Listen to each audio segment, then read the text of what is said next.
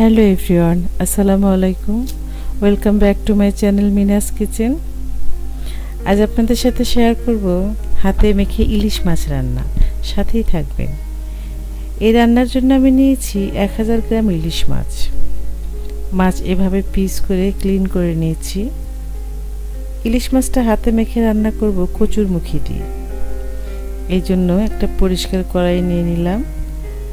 মাঝারি সাইজ 4টা পেঁয়াজ কুচি দিলাম, 7-8টা কাঁচামরিচ ফালি দিয়ে দিলাম। এখন কিছু মশলা দিয়ে দিব। 1 টেবিল চামচ লাল মরিচের গুঁড়ো, 1 টেবিল চামচ রসুন বাটা, হাফ চা চামচ জিরে বাটা, হলুদ, ধনিয়ার গুঁড়ো, স্বাদমতো লবণ। এখন পেঁয়াজ মরিচের সাথে মশলাটা খুব ভালো করে মথে সফট করে নেব। এখন দিয়ে দিব এরকম মেজারমেন্ট কাপের 1 কাপ তেল। এই রান্নায় আমি মাস্টার্ড অয়েল ইউজ করেছি। এখন তেল দিয়ে আরও একটু মাখিয়ে নেব। এখন দিয়ে দিব কচুরমুখী। এটাকে আমি 80% সিদ্ধ করে নিয়েছি।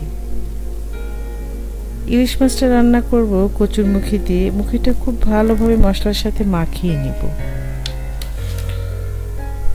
এখন মাছটা দিয়ে দিব। এখানে মাছ নিয়েছি 9 পিস, মাছের মাথা সহ। এখন মাছগুলো দিয়ে খুব ভালোভাবে আবারও মাখিয়ে নিব এভাবে করে। মাখানো শেষে পরিমাণ মতো পানি দিয়ে দেব এবং ভালো করে হাত দিয়ে নেড়ে দেব। এবার কড়াইটা চুলায় দিয়ে দেব।